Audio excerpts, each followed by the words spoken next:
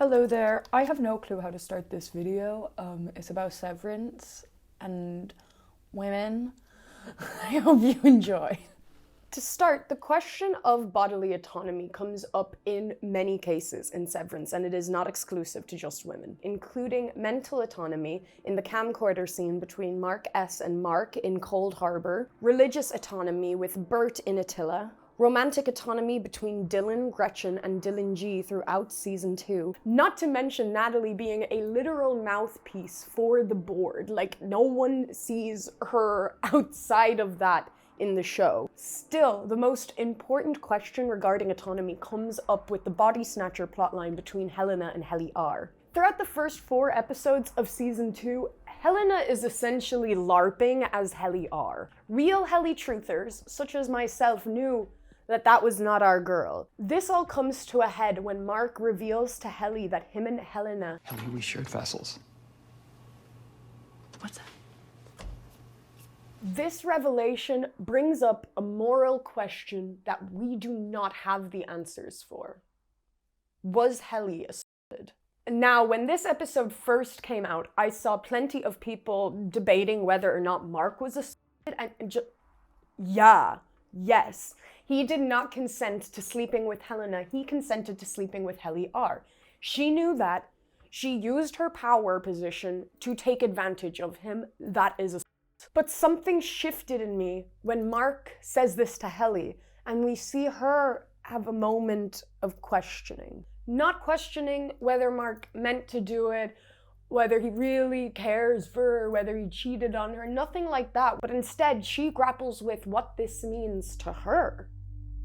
Was I assaulted? There is a level of acceptance that the Innies have to have regarding the shared vessel between them and their Outies. I do not have autonomy over my body when she is in my body. It's her body then. It's only mine on the severed floor. And now, of course, Helly has used this to her advantage to fuck with Helena. Granted, their reasons are very different. But in this situation, this remarkably complex and distinct, atypical situation, what do we call it? What does this mean? Helly has already been double-crossed. Helena has used her body, her face, her image, the trust that she has built with these other Innies in order to get what she wants. And then it crossed a different level, it crossed a line when she had sex pretending to be her. And that scene where Helly is contemplating what happened to her is just, it's so brilliantly done. I have never seen a scene like that. I'm sure many people who have been assaulted know that you grapple with the experience internally. You debate whether or not you get to say it happened to you, whether or not that was really assault. Do I get to claim that? And I have never seen that represented so well because I don't know. I'm the audience member. I'm supposed to have more information than the characters. I do have more information than the characters.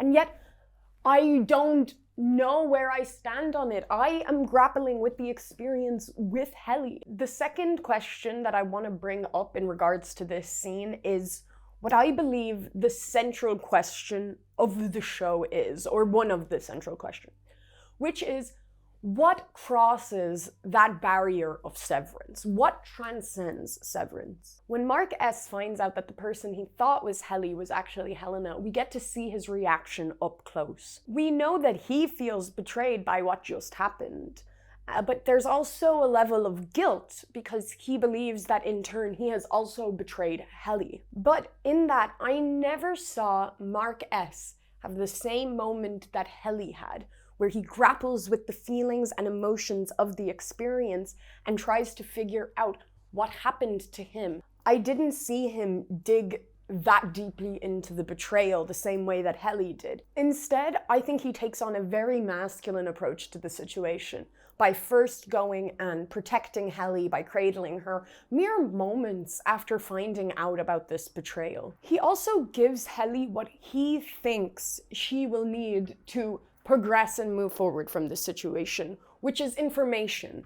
He offers her all of the information of what happens. He says, I can describe it to you. I can describe what happened.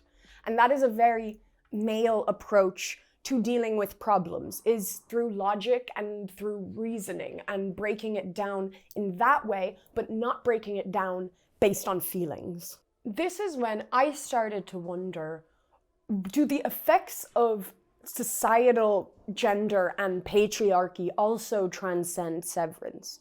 Does Mark S. repress his feelings because that is also what we have taught male victims to do in these situations?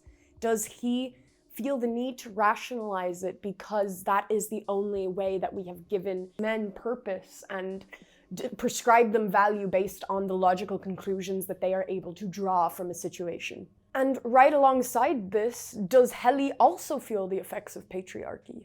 She knows that this is wrong, but she represses these feelings as well, even though she allows herself to feel them for some amount of time. Is that because we have dismissed female victims in the past? Over so many years, patriarchy has taught women that you will not be believed if this happens to you, or at the very, very minimum, it will be downplayed. One of the many responses to this was women reclaiming their sexuality, taking it into their own hands, claiming back their autonomy and exploring their sexuality through their own means and not through the male Madonna whore complex that has been pushed onto them for so long. And although the show is really amazing and beautiful and goes about all these topics so well, I really wish we had have gotten to spend more time with this particular situation, with the question of sexual assault. I have so many questions. Imagine how many Helly has. Was I assaulted? I wasn't even there. How could it be assault if I wasn't even there? Is it assault if you don't remember it? Is it assault when you're only half a person? Women have been treated as half of a person throughout the entire history of patriarchy. Potentially the history of mankind. Helly's experience in the first season is a direct parallel to how women are going about life in society nowadays. She has no autonomy in this world, yet she somehow finds family, finds solace, finds meaning, and takes the very little power that she does have in order to gain back some of this autonomy. And yet, when she returns and from spearheading the overtime contingency, she has found that her efforts have resulted in the complete loss of her autonomy, in the complete disregard of her as a person and her feelings. Now, I could speak on this less than 10-minute long scene for hours. And I'm very down to do it if there are people out there that want to. But for my next point, I want to bring up what Helly says to Mark S. immediately after processing this situation, which is that she hates that Helena dresses her in the morning like a baby. Use my body to get close to you, that she dresses me in the morning like I'm a baby. Now, for me, upon rewatching this immediately conjured the image of Gemma on the testing floor, because we know that Lumen dresses her differently for each room. And although it's a form of control, it's also a message. It's saying you, who you are, your visual look, the bob, the pixie cut, the curls, the red dress, the sports suit, the fitted suit. This is all controlled by us, and we can take it away from you at any time. We can put you in a room and never take you out of it. They have complete control over Gemma, and the clothing is a subtle but powerful way to remind her of this daily. Not even multiple times a day. They are doing more than just testing Severance on Gemma. They are treating her like a Barbie doll, and they are so clearly getting off to her being powerless. I mean, that creepy doctor is just... his whole thing is just that he likes seeing this woman being played with and toyed with. And they're just dressing her up how they want, twisting her limbs to bend in any way that they want to. In addition to this, Gemma's fertility issues are so vital to the show. They use this intrinsic, primordial, and powerful part of being a female in order to further Kier Egan's goals. And they torture, manipulate, they twist biology in order to push their own depravity. This analogy hits extra hard nowadays, especially with the Trump administration, as well as things like Roe v. Wade being overturned, except we're seeing it on the flip side of this.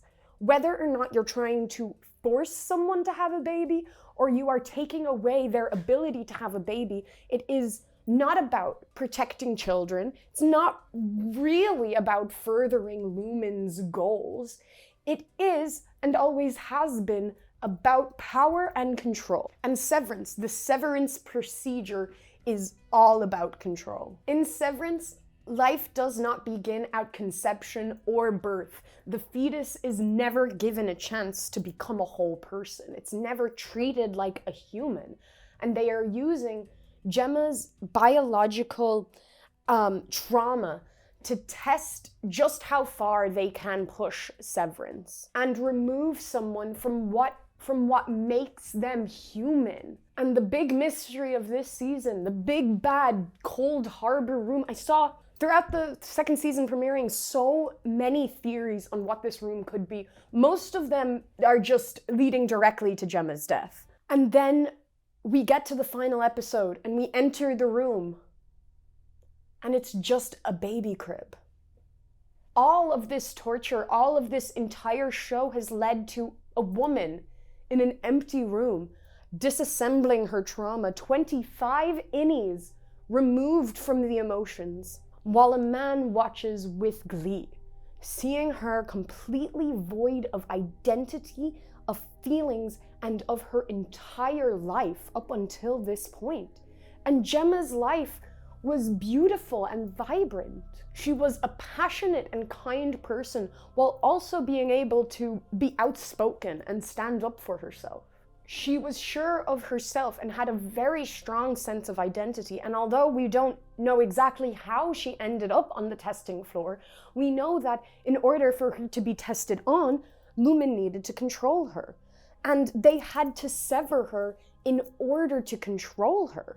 Gemma's innies are so scared and timid. Now, granted, that is because they are in a constant state of being tortured, but we even see that in the brand new innie with the Cold Harbor room. Her innies shrink and they don't fight back, and they listen to a voice in a speaker and eventually take the hand of a man covered in blood, claiming to be her husband from another lifetime. And in complete contrast to this, severing Helena was how she gained back her power. Helena has lived in the confines of this Lumen cult her entire life. She has repressed herself so much, and she has sharpened her teeth in order to protect herself. And when she first sees Helly, she just sees her as throwing a tantrum, as a childish mirror to herself. But eventually she also sees Helly's passion and her going after exactly what she wants and her strong sense of justice and refusing to let anyone step in her way, even herself. However, it's also interesting that we get a little bit of insight into what passes the severance barrier between Helly and Helena. Because when we see James approach Helly at the end of the After Hours, we can see that she instinctively goes and grabs a pen. That pen isn't gonna protect her, and Helly knows that. She has made it a point, the show has made it a point that she creates weapons out of what she is able to gather on the severed floor. Her grabbing the pen is a response to trauma, not because she thinks it's actually going to protect her. And throughout the entire confrontation, she holds on to that pen, like a child, hoping that if she just believes hard enough, it will protect her. Now, Helly has never been scared of anyone in this show. So why such an intense reaction to James? even when she first meets him in the we are, she is petrified. Not just because of the revelation that she is an Egan and knowing that he is extremely powerful, but it's because this is the man that beat the Helly out of Helena, and he's now standing in front of her. Helly is the embodiment of everything that Lumen has beaten out of Helena, everything that they villainized for her and made her not that anymore. We see Helena's fear and trauma regarding her father coming out through Helly in these moments. And to quote, gonna butcher the name, I'm sure, Bessel van der Kolk, Bessel van der Kolk, Bessel van der Kolk, Bessel van der Kolk, the body keeps score. And the final point of this video that I want to make revolves around Kier. Chosen one Kier. But let's start with Miss Huang. Now, throughout the second season, I also saw a variety of different theories on Miss Huang. I remember people saying that she was a robot, that she was potentially Gemma's kid. Racist theory, but also just mainly they revolved around her being a clone or some sort of non-human entity. And just like the Cold Harbor twist, there isn't a twist. She's just a child. She's just a cog in the machine. She's just brainwashed by the Lumen cult. What I do want to bring up regarding Miss Huang is that she was a part of the Wintertide Fellowship, which is the same fellowship that opened the door for Harmony Cobell to get into Lumen. And we learn from Harmony's mother that the reason she got the Wintertide Fellowship is because James saw Kier in her. And the only other time we have heard of someone seeing Kier in someone was in the same confrontation between James and Helly. He tells her that he saw it in young Helena, but it left her as she grew older, and he now sees it in Helly. Assuming that Miss Huang was picked for the Wintertide Fellowship for the same reason that Cobell was, we see a pattern, but 3's a pattern anyways. But anyways, we see a pattern here where Kier, the image of Kier is their god. They're all-knowing, powerful, the person that started the cult. We see that his image is directly tied with young women.